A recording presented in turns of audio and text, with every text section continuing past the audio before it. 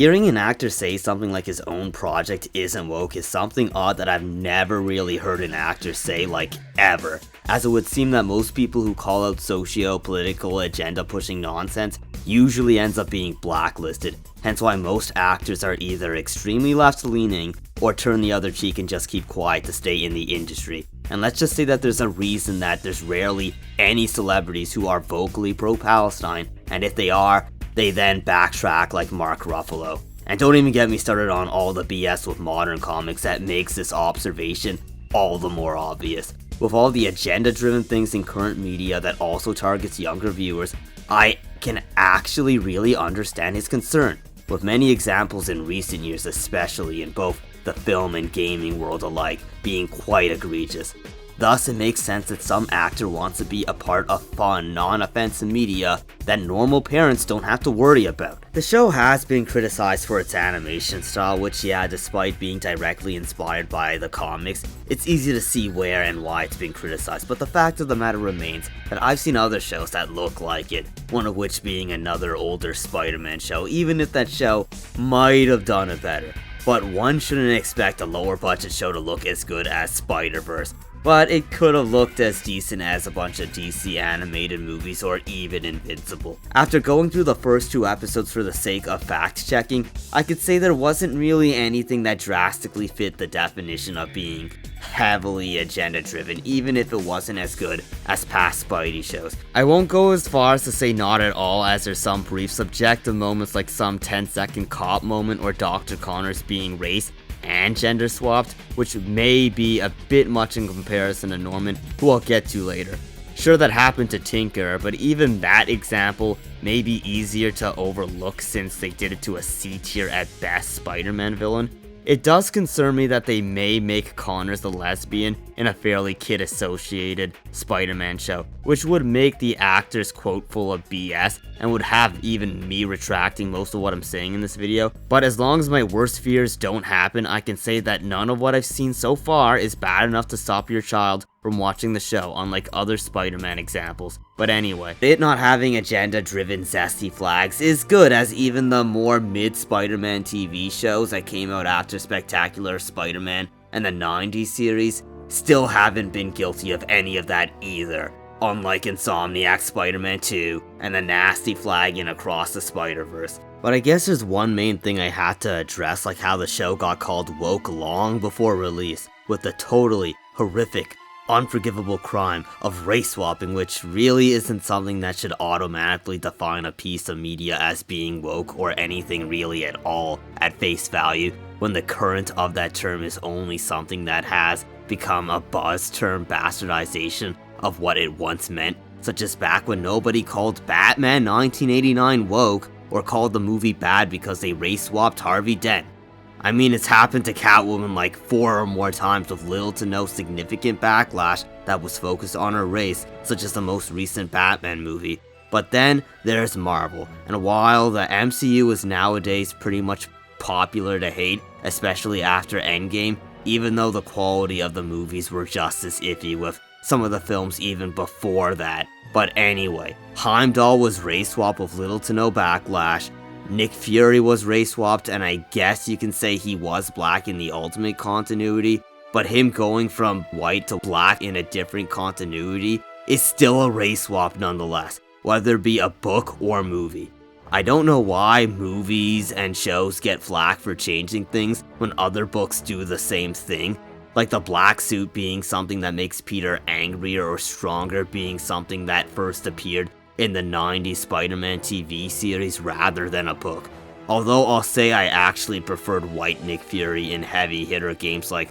Ultimate Alliance 1 and 2, where I find he was taken more seriously than most MCU movies that Nick Fury is in, where he's really just written as comic relief Samuel L. Jackson in an eye patch. I guess there's also MCU MJ, who technically was not swapped since she's called Michelle Jones, who was actually met with some small backlash, I guess, when those movies first started, but by no means were those movies unsuccessful, even if they weren't as good as the Raimi films. And even then, the criticisms of her were mainly based on the 180 they gave her character's personality rather than her race swap. Even then, she kinda gets more of an excuse since she's not actually Mary Jane Watson, as said before, which is why I put that version of MJ over the one who also has a 180 personality change from the comics, but on top of that, instead of just being edgy and dry, she's stupid enough to sneak into criminal and military bases as an untrained rando, and then bitch at the hero for being worried and protective of her. And hell, odds are the goth chick from the show isn't going to be as silly as Insomniac MJ either. I've heard her be called woke for dyed hair when she's clearly just a goth trope, similar to Total Drama Island, instead of what leftists turn the imagery of dyed hair into. But anyway, superficial things like skin tone is not the be or end all, or something that should replace actual criticism. For example, Reskin and I don't view Michelle Jones to be as deep of a character as Raimi's MJ, especially in her first two movies where things seemed rushed. But you see, we had actual criticisms instead of spamming 20 videos with the word woke and black people on the thumbnail, which is totally not racially motivated. But anyway, I'll finally circle back to the show with Norman Osborn, who is just one of the many race swaps in some cartoon that doesn't look like something that really interests me super heavily, but doesn't look offensively bad either, similar to the other Spidey shows after the 90s series or Spectacular Spider-Man that got more mid. A blackface isn't going to make the show any worse than the past ones. With Norman, I'm guessing the logic was due to his comic waves and how it's a black associated haircut, as opposed to the fact that such a cut is a rarity among white people, as it's not even a possibility for them, as I don't think Willem Dafoe could have ever done that with his hair, as funny as edited memes look. His son could have looked better, but I don't think it's as bad as some of the stills people grab. Beyond what I just said about Norman, some of these race swaps have subtle reasons, such as a big black buff dude playing a mob boss like Kingpin. But with all those examples provided, it's weird to see the internet shift to making it such an outrage in the modern day, where nothing has changed for the most part. I mean, I can understand some sides of the other aisle, as some race swaps are made for controversy in objective fashions like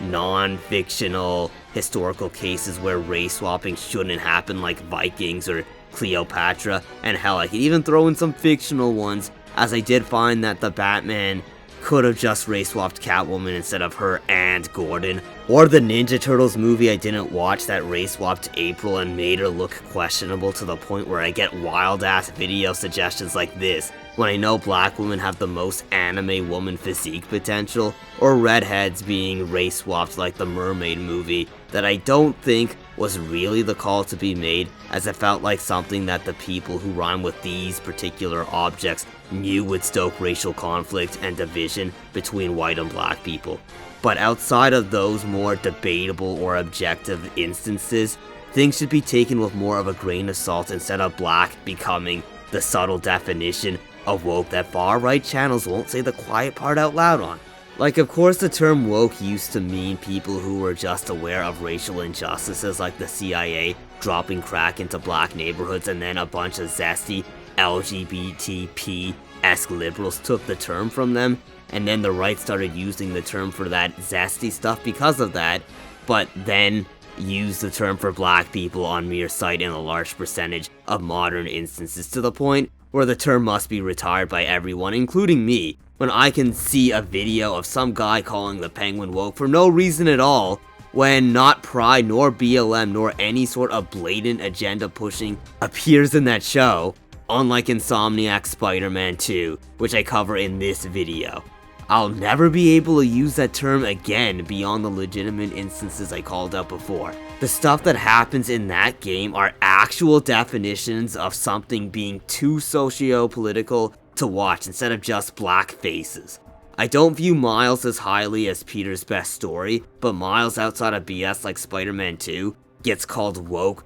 when his inception predates the term woke and DEI as a character who first appeared in 2011. Fair point on the flag that should not have been in Spider-Verse 2 though. I can keep going on other non-Spidey shit like average to decent media that gets called woke with little to no reason beyond a blackface, like Rings of Power, Acolyte, and Assassin's Creed, which still isn't even out yet, which you can watch this video for. Such criticism of black being a loose definition of woke came from people who likely watched The Boys up until the second episode of season 4. All in this video once again, but anyway, quotes like go woke, go broke is a pick and choose term with no consistency beyond the case of Bud Light, as the term often has race as the outlier. And the recent Spider-Man show, regardless of how it turns out, is going to be another example of that mislabel. There's a bad reason why the M-rated unreleased Assassin's Creed Shadows game has more shit talk videos than the already released Spider-Man 2. That's the worst example, as it blatantly targets kids